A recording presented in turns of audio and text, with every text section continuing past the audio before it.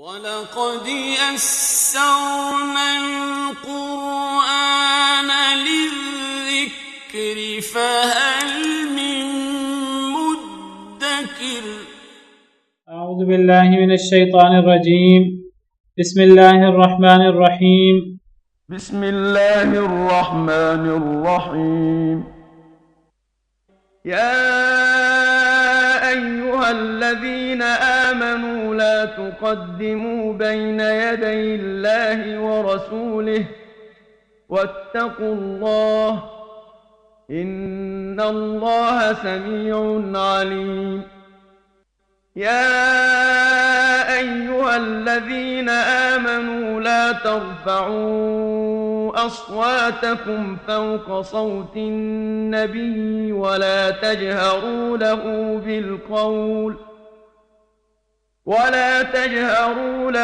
بالقول كجهر بعضكم لبعض أن تحبط أعمالكم وأنتم لا تشعرون یا ایہا الذین آمنوا لا تقدموا بین یدی اللہ ورسولہ واتقوا اللہ ان اللہ سمیع علیم۔ یہ آیت کریمہ کل ہم پڑھ چکے ہیں۔ اس آیت کریمہ کے اندر اور اگلی 4-5 آیات کے اندر اللہ تعالیٰ نے مسلمانوں کو، ایمان کا دعویٰ کرنے والوں کو نبی کریم صلی اللہ علیہ وسلم کا مقام بیان فرمایا ہے، اور نبی کریم صلی اللہ علیہ وسلم کا جو ادب ہے ان کے ساتھ، ایک امتی کو، ایک مسلمان کو جو نبی کا مقام اور ادب ملحوظ رکھنا چاہیے، اللہ تعالیٰ اس کی طرف توجہ دلا رہے ہیں۔ اللہ تعالیٰ فرماتے ہیں اے ایمان والو لا تقدموا بین یدی اللہ ورسولہ، نہ تم آگے بڑھو اللہ اور اللہ کے رسول سے پہلے، اللہ اور اللہ کے رسول کے سامنے سے آگے نہ بڑھو۔ کیا مراد ہے؟ کل میں واضح کر چکا ہوں کہ کوئی بھی مسئلہ ہو تو جب تک اس مسئلے کے بارے میں قرآن اور سنت کا حکم واضح نہ ہو تو آگے بڑھ کر کام کرنا نہیں چاہیے۔ کام شروع کرنے سے پہلے ایک مسلمان کی یہ ذمہ داری ہے کہ وہ دیکھے کہ اس بارے میں اللہ اور اللہ کے رسول کا کیا حکم ہے، تاکہ اس سے غلطی نہ ہو جائے۔ اس کو علم حاصل کرنا چاہیے پہلے اس کام کے بارے میں۔ کوئی تجارت ہے، کوئی نکاح کا مسئلہ ہے، کوئی اور حج عمرہ ہے، کوئی اور انسان کو کوئی معاملہ درپیش ہے، تو انسان اللہ اور اللہ کے رسول کا حکم تلاش کرے کہ اس میں اللہ اور اللہ کے رسول کے دین اسلام کے کیا احکامات ہیں۔ اور اس سے یہ مراد بھی ہے کہ ایک انسان کے سامنے اللہ اور اللہ کے رسول کا حکم آ جائے تو پھر انسان اس کی خلاف ورزی نہ کرے۔ جو شخص اللہ اور اللہ کے رسول کے حکم کے آنے کے بعد اس کو نہیں مانتا تو گویا کہ وہ اللہ اور اللہ کے رسول سے آگے بڑھنے کی کوشش کرتا ہے۔ تو یہ دو معنی اس کے مفسرین کرام نے بیان کیے ہیں۔ گویا کہ اس کا مطلب کیا ہوا؟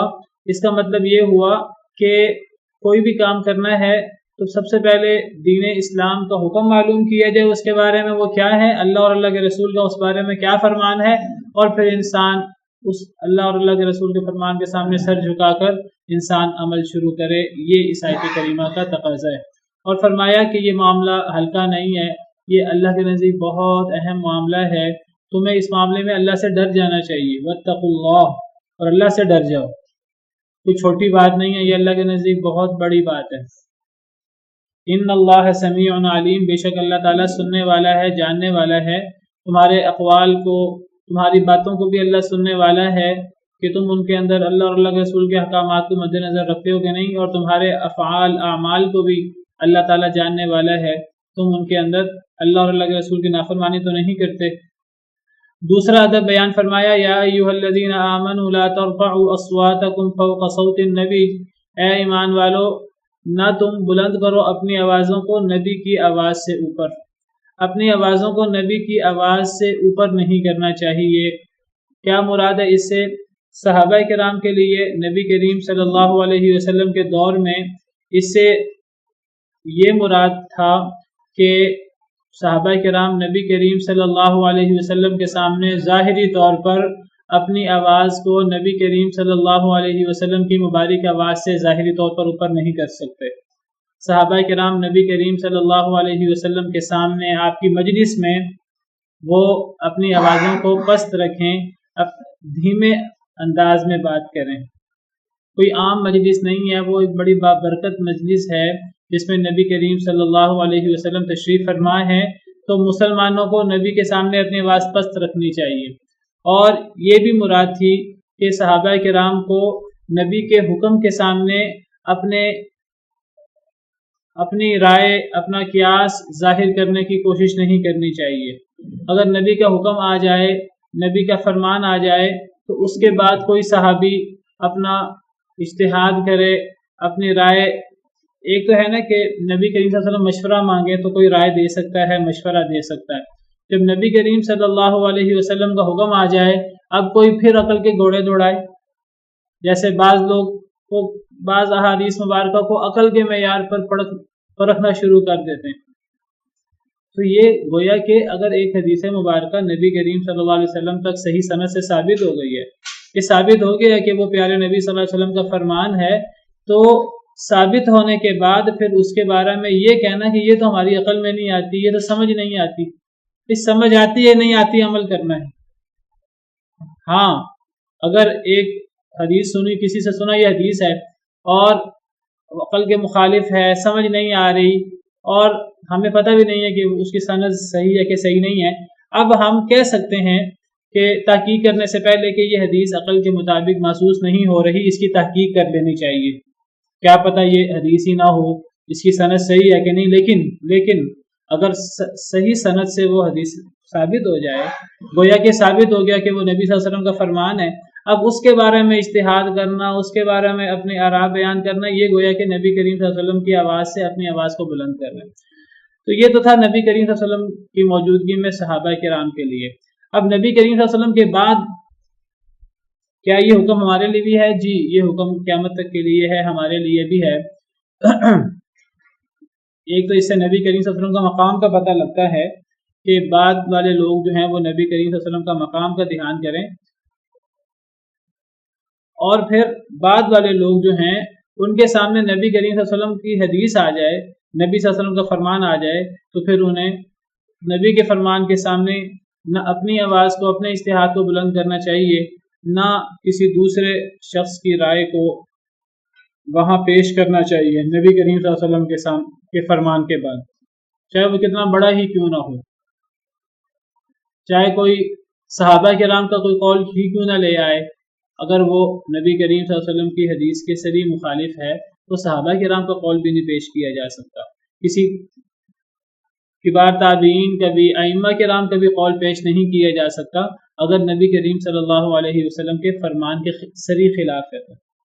ہاں، نبی کریم صلی اللہ علیہ وسلم کے فرمان کی وضاحت میں کسی کا قول پیش کیا جائے تو ایک الگ بات ہے، لیکن اگر وہ نبی کریم صلی اللہ علیہ وسلم کے فرمان کے خلاف ہے، ان تک ممکن ہے حدیث نہ پہنچی ہو، تو پھر ان کا قول پیش نہیں ہو سکتا، پھر نبی کریم صلی اللہ علیہ وسلم کے فرمان کے خلاف، قرآن کی آیت کے خلاف کوئی بڑے سے بڑا بھی ہو امتی، تو اس کی بات پر عمل نہیں ہو سکتا۔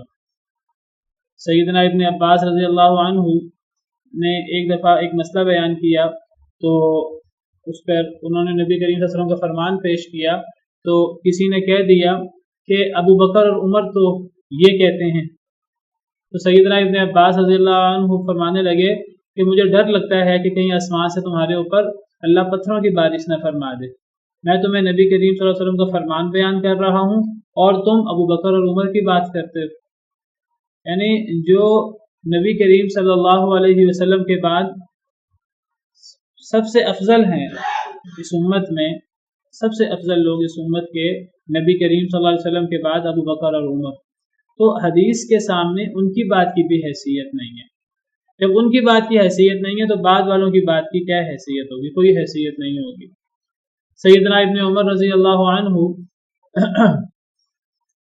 ان سے کسی نے کہا کہ وہ کوئی نبی کریم صلی اللہ علیہ وسلم کی حدیث بیان کر رہے تھے، ان سے کسی نے کہا کہ تمہارے والد، آپ کے والد جو ہیں وہ تو ان کا اس بارے میں رائے تو کچھ اور ہے، تو وہ کہنے لگے کہ کیا ہم نے عمر کا کلمہ پڑھا ہے کہ نبی کریم صلی اللہ علیہ وسلم کا کلمہ پڑھا ہے؟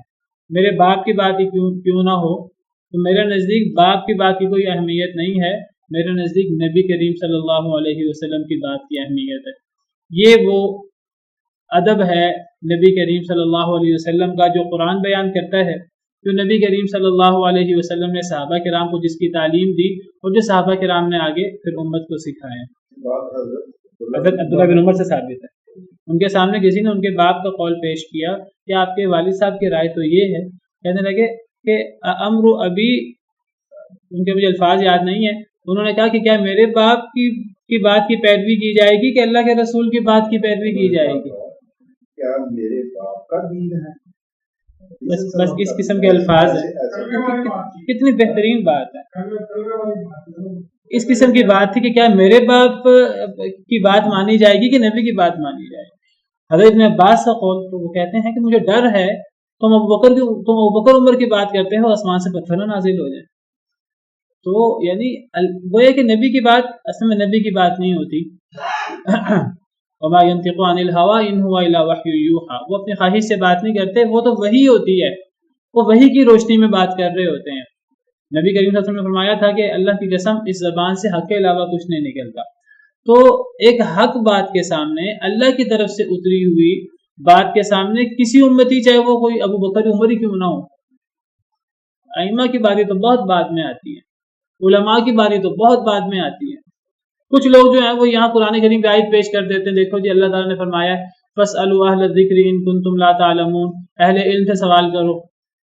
تو ان سے کہیں کہ قرآن کریم کی آیت کو پورا پڑھو تو صحیح، فَاسْأَلُوا أَهْلَ الذِّكْرِ إِن كُنتُمْ لَا تَعْلَمُونَ، اگر علم نہ ہو تو اہل علم سے پوچھ لو۔ اگر کسی چیز کے بارے میں علم نہ ہو، کتاب و سنت میں اس کی تفصیلات وغیرہ کا علم نہ ہو تو علماء سے پوچھ لو۔ اگر کتاب و سنت میں مسئلے کا حل موجود ہے تو علماء سے پھر بھی، اگر ایک شخص کے سامنے قرآن کی آیت نہیں ہے، حدیث نہیں ہے، وہ علماء سے پوچھے، علماء اس کو قرآن کریم کی آیت حدیث مبارکہ بتائیں گے، اس کی روشنی میں بتائیں گے۔ اگر کوئی عالم کوئی ایسی بات بتا دے کہ بعد میں جو پوچھنے والا ہے اس کو پتہ لگے کہ فلاں عالم کی یہ بات جو اس نے فتویٰ دیا ہے یا جو اس نے اپنی رائے بیان کی ہے وہ ایک قرآن کریم کی آیت کی حدیث مبارکہ کے صریح مخالف ہے، تو وہ جب اس کو پتہ لگے کہ فلاں عالم کی بات قرآن کریم کی آیت کی حدیث مبارکہ کے صریح مخالف ہے تو پھر اسے عالم کی اس بات کو چھوڑ دینا چاہیے۔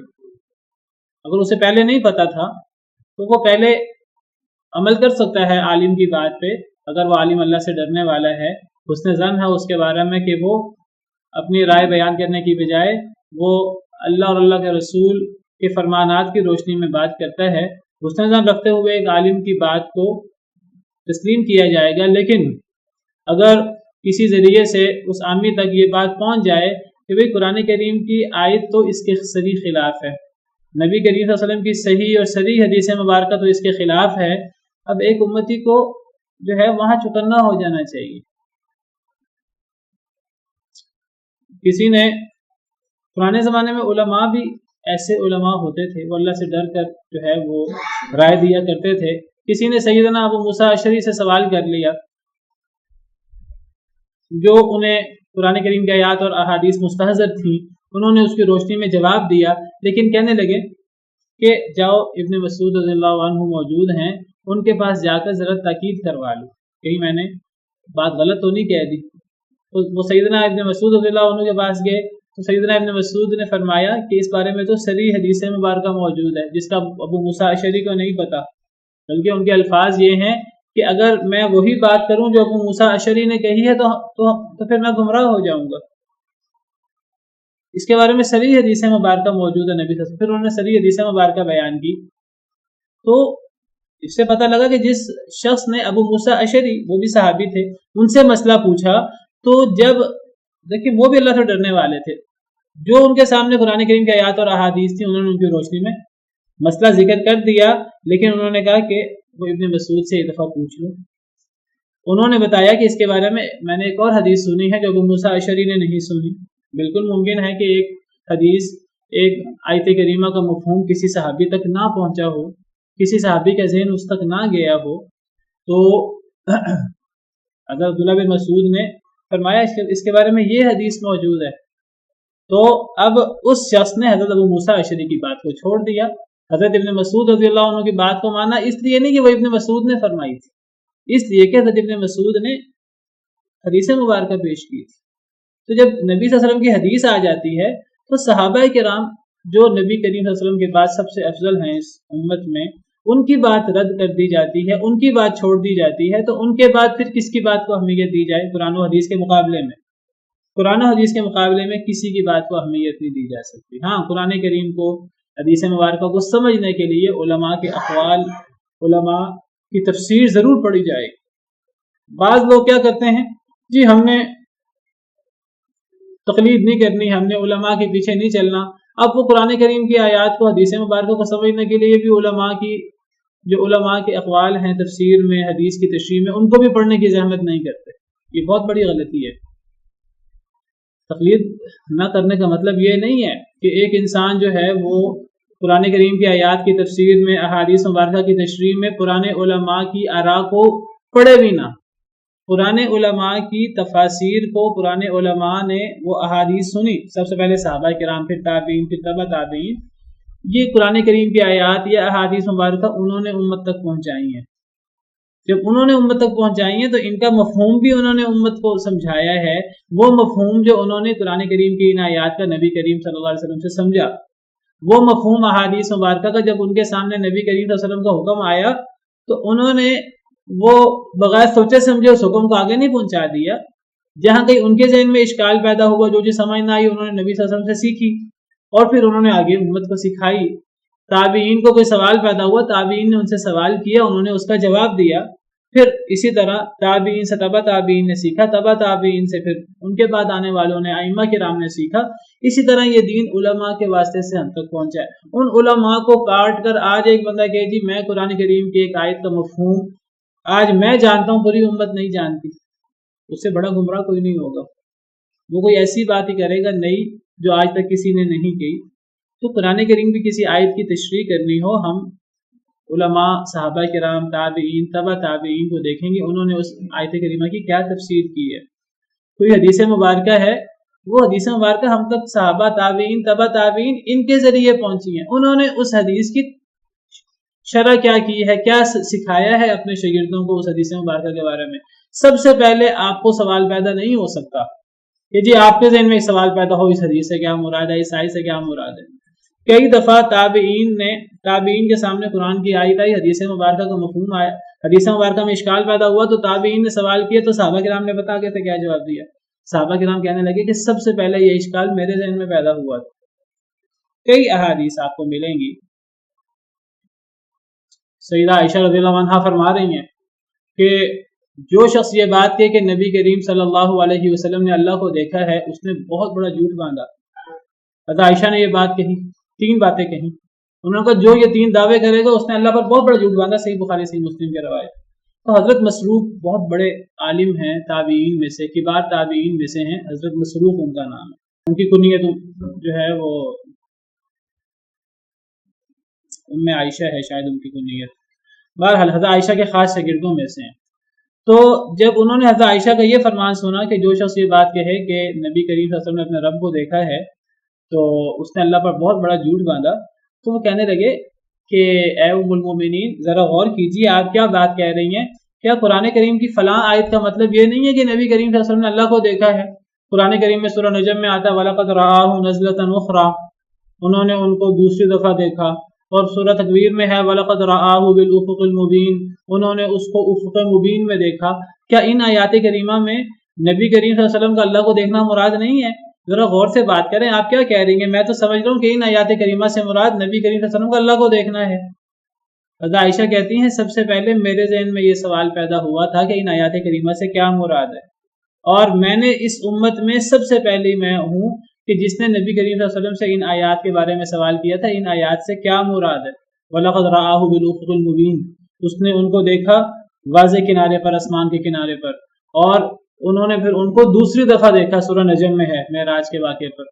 تو حضرت عائشہ فرماتی ہے سب سے پہلے، صحیح بخاری صحیح مسلم کی روایت ہے، اے مسروق سب سے پہلے اس امت میں سے میں نے سوال کیا نبی صلی اللہ علیہ وسلم سے اس کے بارے میں کہ اس سے کیا مراد ہے، تو آپ نے فرمایا کہ اس سے مراد جبریل ہے۔ میں نے جبریل کو ان کی اصل فرشتے والی شکل میں 2 دفعہ دیکھا ہے، اور یہی 2 دفعہ ہیں جن میں میں نے ان کو ان کی اصل فرشتے کی شکل میں دیکھا ہے۔ میں نے ان 2 دفعہ کی طرح ایک واقعہ ہے جب سورہ مدثر لے کر وہ آئے تھے، جب وہ دوسری وحی تھی، پہلی وحی کے بعد تھوڑا سا وقفہ پڑ گیا تھا، پھر دوسری وحی جب وہ لائے تھے تو دوسری وحی لاتے وقت وہ آسمان اور زمین کے درمیان ایک کرسی پہ بیٹھے ہوئے تھے اپنی اصل شکل میں، نبی کریم صلی اللہ علیہ وسلم کو دکھائی دیے، ان کے 600 پر تھے، آسمان و زمین کے درمیان ایک بڑے حصے کو انہوں نے گھیرا ہوا تھا۔ یہ مراد ہے وَلَقَدْ رَآهُ بِالْأُفُقِ الْمُبِينِ۔ اور وہ جو معراج کے موقع پر دیکھا دوسری مرتبہ، جس کے بارے میں ہے کہ وہ نزدیک آگے، اور پھر فَكَانَ قَابَ قَوْسَيْنِ أَوْ أَدْنَىٰ، 2 کمانوں کے برابر فاصلہ رہ گیا۔ تو یہ دوسری مرتبہ نبی کریم صلی اللہ علیہ وسلم نے جبریل کو اپنی اصل شکل میں دیکھا، تو وہ نبی کریم صلی اللہ علیہ وسلم نے حضرت جبریل کو دیکھا۔ یہ کس نے تشریف فرمائی؟ نبی کریم صلی اللہ علیہ وسلم نے۔ قرآن کریم کی ان آیات کا مفہوم حضرت عائشہ کو سمجھ نہیں آیا، ان کو نبی صلی اللہ علیہ وسلم نے بتایا۔ تو جب صحابہ کرام کو اشکال پیدا ہوتا تھا وہ نبی صلی اللہ علیہ وسلم سے پوچھتے تھے۔ آج ایک بندے کو سوال پیدا ہو، آج ایک بندہ جو ہے نا پرانے سارے 1400 سال میں جو علماء، جو صحابہ، تابعین، تبع تابعین نے دین سیکھا، وہ پڑھے بغیر، وہ کہ آج میں جو ہے سب سے زیادہ مجھے قرآن سمجھ آتا ہے، مجھے عربی آتی ہے، میں آج جو ہے نا اس کا مفہوم جو میں سمجھوں گا وہ صحیح ہوگا، تو یہ بھی بہت بڑی غلطی ہے۔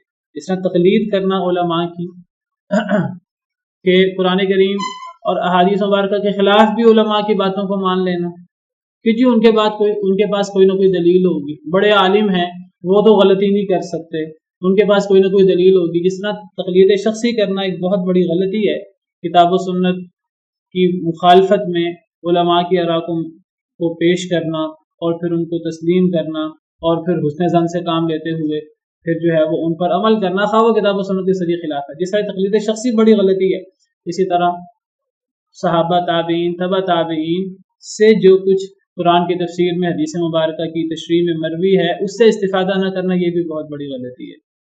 خوارج کی یہی غلطی تھی، یہ بھی بہت بڑی غلطی ہے۔ تو افراط و تفریط دونوں سے بچنا چاہیے۔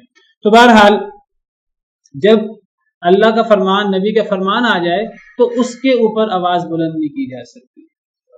وعلیکم السلام ورحمۃ اللہ وبرکاتہ۔ تو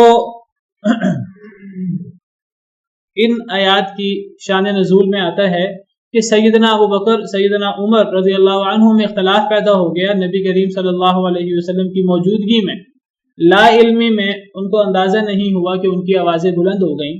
صحیح بخاری کی روایت ہے۔ تو یہ آیتیں نازل ہوئیں۔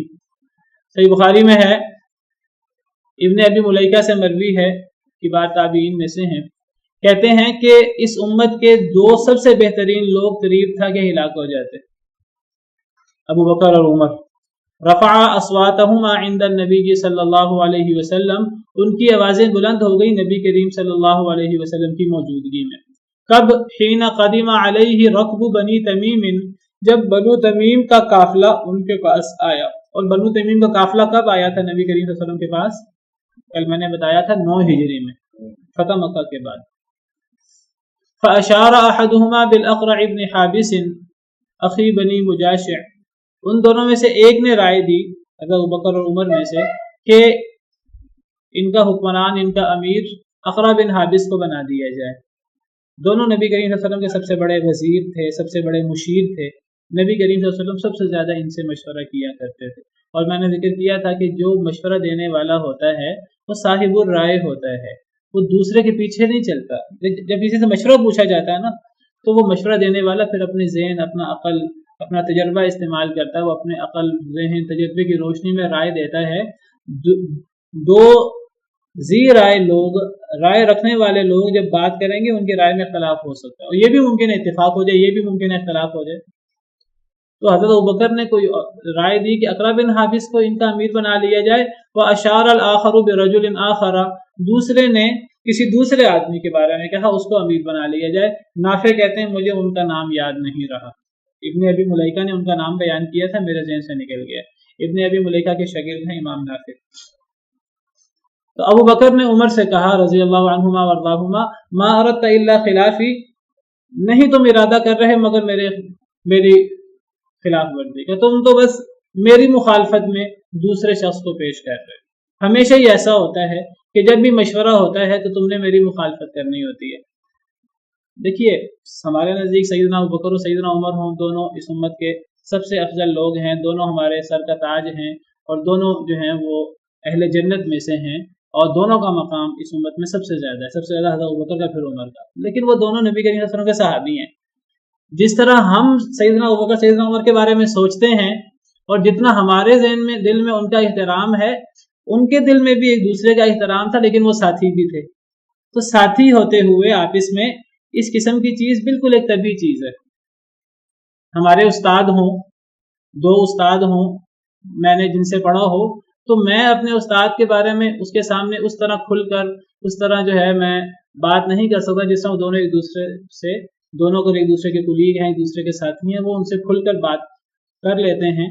تو حضرت ابوبکر کہنے لگے عمر سے کہ ہمیشہ جب بھی مشورہ ہوتا تو تم نے ہمیشہ میری مخالفت کرنی ہوتی ہے۔ تو حضرت عمر کہنے لگے ما اردت خلافک، میں تو آپ کی مخالفت نہیں کر رہا، مجھے ذہن میں یہ تجویز آئی، میں نے تو یہ تجویز دے دی، میں نے آپ کی مخالفت میں یہ بات نہیں کہی۔ فارتفعت اصواتهما فی ذلک، اس بارے میں دونوں کی آوازیں بلند ہو گئیں نبی صلی اللہ علیہ وسلم کی موجودگی میں۔ فانزل اللہ، تو اللہ نے یہ آیتیں نازل کر دی، یا ایھا الذین آمنوا لا ترفعوا اصواتکم۔ تو حضرت ابن زبیر، یہ سیدنا ابوبکر صدیق کے نواسے ہیں، حضرت اسماء بنت ابوبکر کے بیٹے ہیں، حضرت زبیر بن عوام کے بیٹے ہیں، حضرت ابن زبیر کہا جائے تو اس سے مراد حضرت عبداللہ بن زبیر ہوتے ہیں۔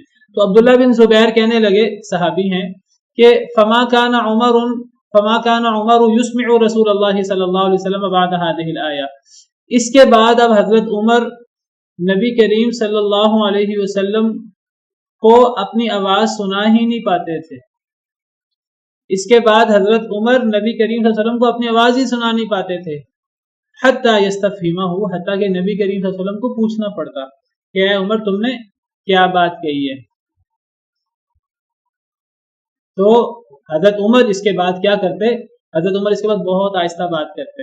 ایک اور روایت میں آتا ہے کہ جب یہ آیت نازل ہوئی یا ایھا الذین آمنوا لا ترفعوا اصواتکم، تو حضرت عمر نے کہا، حضرت عمر جب بھی نبی صلی اللہ علیہ وسلم سے بات کرتے حدثہ کاخ السرار، حضرت عمر نبی صلی اللہ علیہ وسلم سے ایسے بات کرتے جیسے سرگوشی کر رہے ہیں، جیسے کسی سے چھپا کر بات کی جاتی ہے تاکہ میری آواز اونچی نہ ہو جائے۔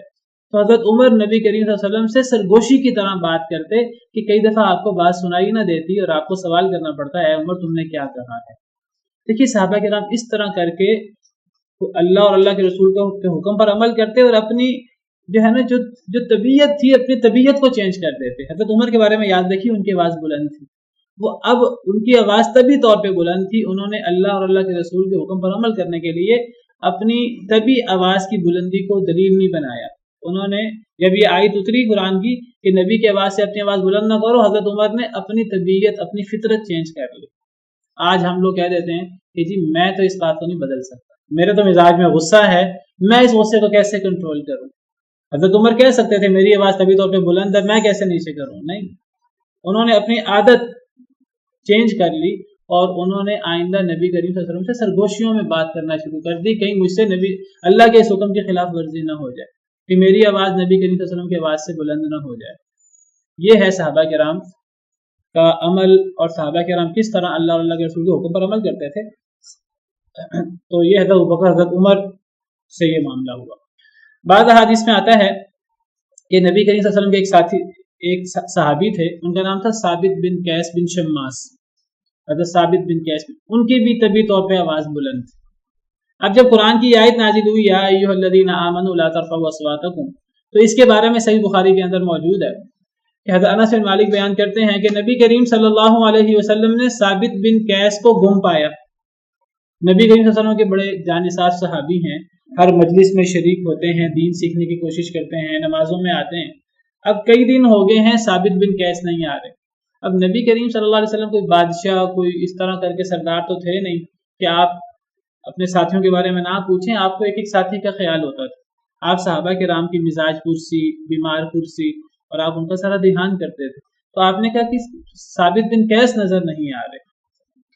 فقال رجل، تو ایک آدمی نے کہا انا اعلم لك علما، اے اللہ کے رسول صلی اللہ علیہ وسلم میں آپ کو اس کے بارے میں بتاؤں گا، میں اس کو جانتا ہوں، میں اس کے گھر جا کر اس کے بارے میں معلوم کر کے آتا ہوں، پھر میں آپ کو بتاتا ہوں اس کے بارے میں۔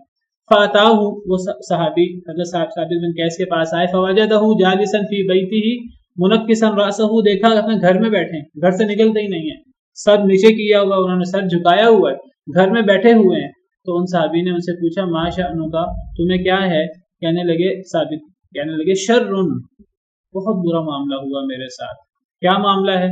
काना यरफउ सौतहु फौqa सौति नबी सल्लल्लाहु अलैहि वसल्लम, मेरी आवाज़ नबी की आवाज़ से बुलंद है, मुझे लगता है ये आयत मेरे बारे में नाजिल हुई है और मुझे तो डर है मेरे सारे अमाल ज़ाया हो गए हैं।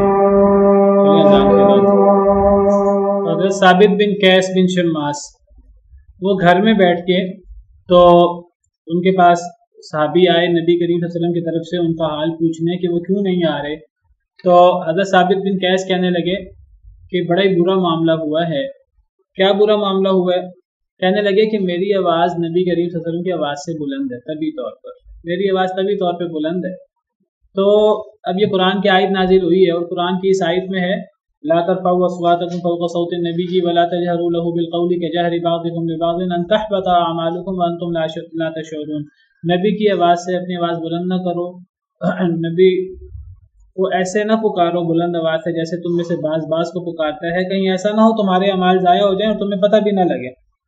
तो हज़रत साबित बिन कैस कहने लगे कि मेरी आवाज़ नबी की आवाज़ से बुलंद है, मेरे तो अमल ज़ाया हो गए हैं और अब तो मैं आग वालों में से हो गया, जिसके अमल ज़ाया हो गए वो जहन्नमी हो गया। देखिए सहाबा किराम का तर्ज़ अमल देखें, ये नहीं कि कुरान की आयत सुन रहे हैं, नबी सल्लल्लाहु अलैहि वसल्लम का फरमान सुन रहे हैं और असर ही नहीं ले रहे। कुरान करीम की आयत सुनते हैं, नबी का फरमान सुनते हैं, एक एक आयत को इस तरह सुनते हैं, नबी के फरमान को इस तरह सुनते हैं जैसे वो 100% हक है। तो वो कहने लगे कि ये आयत जो नाजिल हुई है कि अमल ज़ाया हो जाते हैं और इंसान को पता भी नहीं लगता और जिसके अमल ज़ाया हो जाए वो फिर जहन्नमी हो जाता है, कहने लगे कि ये आयत मुझे लगता है मेरे बारे में है, मेरी आवाज़ बुलंद है, मुझे तो डर है मेरे सारे अमल ज़ाया ना हो गए हों, मैं अब जहन्नम वालों में से ना हो गया हूँ, तो मेरे लिए तो बहुत बड़ा हादसा है, मेरे तो बड़ा अफसोस का मकाम है कि मेरी आवाज़ बुलंद क्यों है, मैं तो अहले नार में से हो गया हूँ। तो वो आदमी ये सुनकर जो है वापस चले गए कि नबी सल्लल्लाहु अलैहि वसल्लम को बताऊं कि ये मसला है। फ़अता रजुलुन नबी सल्लल्लाहु अलैहि वसल्लम, वो आदमी नबी सल्लल्लाहु अलैहि वसल्लम की खिदमत में आया जो पूछने आया था। फ़अख़बरहु अन्नहु क़ाल कज़ा व कज़ा, और बताया कि साबित बिन कैस ने तो ये बताया है कि मेरी आवाज़ बुलंद है और मुझे डर है मेरे अमल ना ज़ाया हो गए हैं। तो फ़रजा इलैहिल मर्रतल आखिरत बिबिशारतिन अज़ीमतिन, नबी सल्लल्लाहु अलैहि वसल्लम ने फरमाया दोबारा जाओ। अब वो दोबारा एक बहुत बड़ी बशारत लेकर गए हैं। वो कहने लगे मुझे डर है कि कहीं मैं आग वालों में से ना हो गया हूँ, मेरे सारे अमल ज़ाया ना हो गए हों। आपने फरमाया इज़हब इलैहि, जाओ उसके पास, फ़कुल लहु इन्नका लस्त मिन अहलिन नार, उसको जाकर कहो कि तुम आग वालों में से नहीं हो, वलाकिन्नका मिन अहलिल जन्नह, तुम तो जन्नती हो। उनको ये नबी की ज़बान से फरमान सुना दो नबी का जो अल्लाह का हुक्म है, अल्लाह की तरफ से है कि ये साबित बिन कैस जहन्नमी नहीं है तो जन्नती है।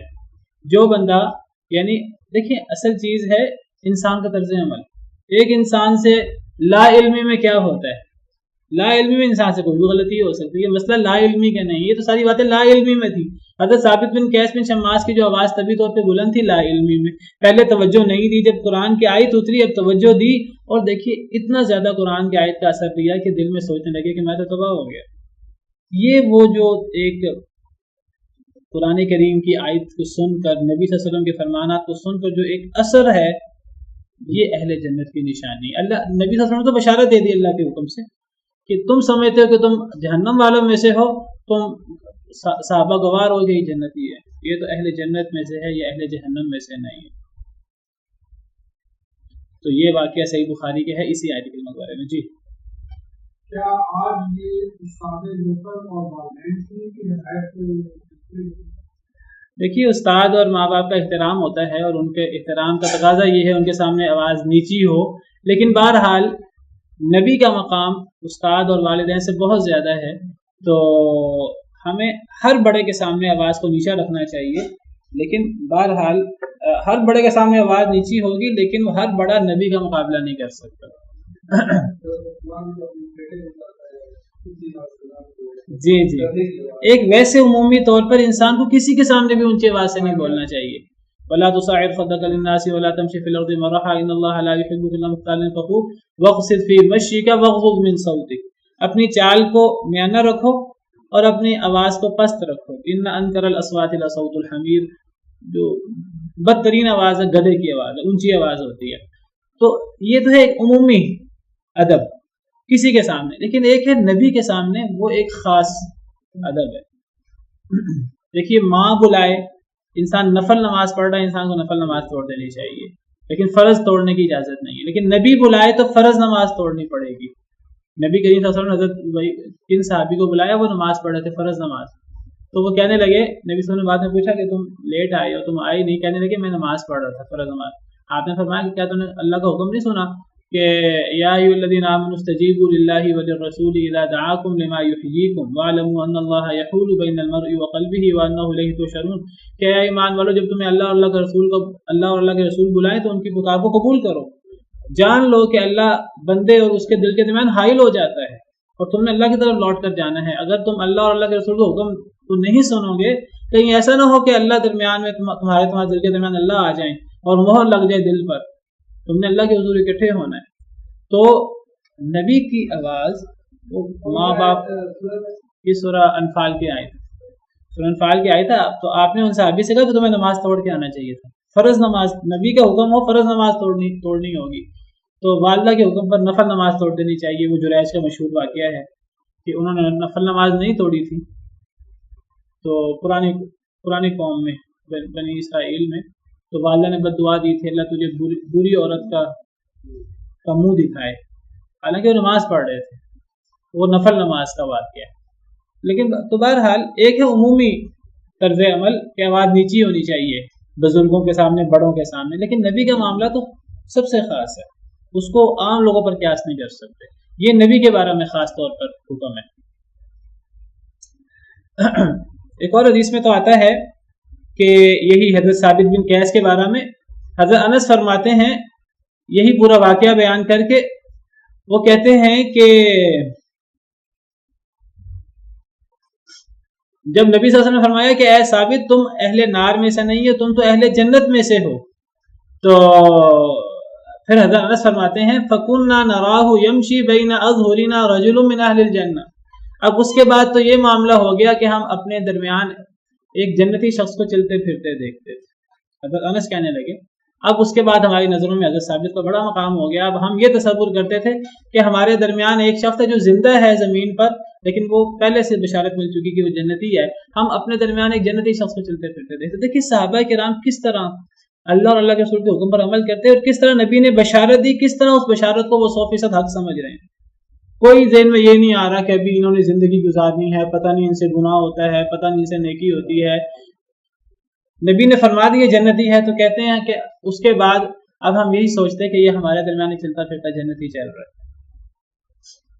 انہی ثابت بن قیس کے بارے میں ایک اور روایت میں الفاظ تھوڑے سے فرق ہیں. الفاظ یہ ہیں کہ حضرت ثابت بن قیس نبی صلی اللہ علیہ وسلم کی خدمت میں حاضر ہوئے جب یہ آیت نازل ہوئی لا ترفعوا اصواتکم. یہ مصدر صحیحین کی حدیث ہے، تو امام حاکم کی جو کتاب ہے اس حدیثوں کی.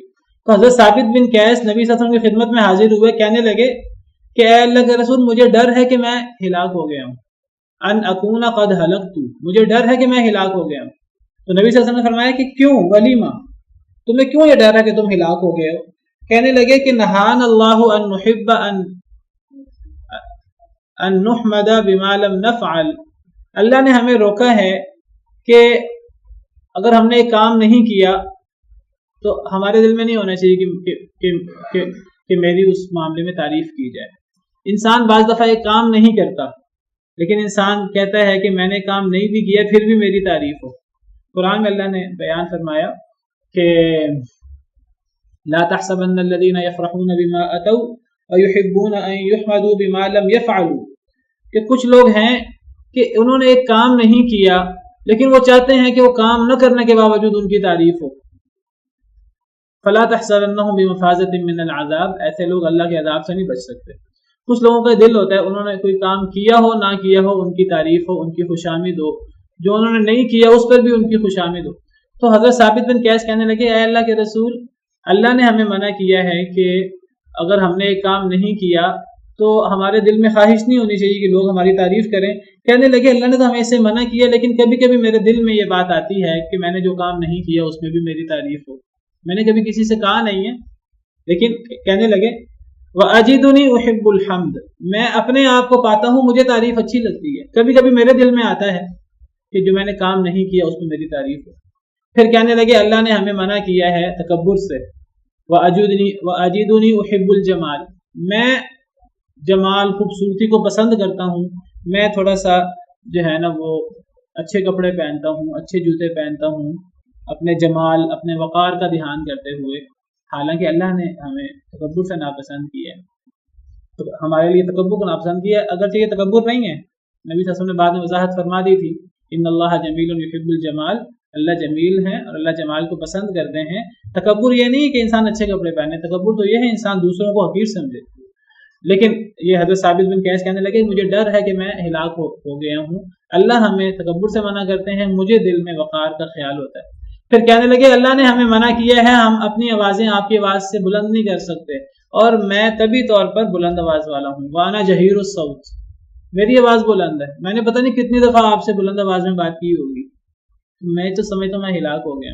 تو نبی صلی اللہ علیہ وسلم نے فرمایا یا ثابت، اے ثابت، الا ترضى، کیا تجھے یہ بات پسند نہیں ان تعیش حمیدا، تم سمجھتے ہو کہ تم ہلاک ہو گئے ہو، کیا تمہیں اچھا نہیں لگتا کہ تم جب تک زندہ رہو تمہاری تعریف ہو، لوگ تمہیں اچھا سمجھیں. وتقتل شہیدا، جب تم مرو تو شہادت کی موت تمہیں نصیب ہو. وتدخل الجنہ، اور جنت میں داخل ہو. کہنے لگے کیوں نہیں ہے اللہ کے رسول، تو بڑی بشارت ہے، میں جب تک زندہ رہوں میری تعریف ہو، اور جب میں فوت ہوں تو مجھے شہادت کی موت نصیب ہو.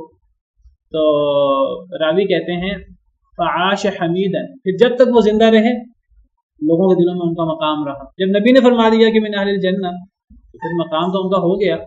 وقتل شہیدا یوم مسیلمۃ الکذاب، اور جب مسیلمہ کذاب کی جنگ ہوئی تھی، جنگ یمامہ حضرت ابوبکر صدیق کے دور میں، اس میں یہ شہید ہو گئے تھے.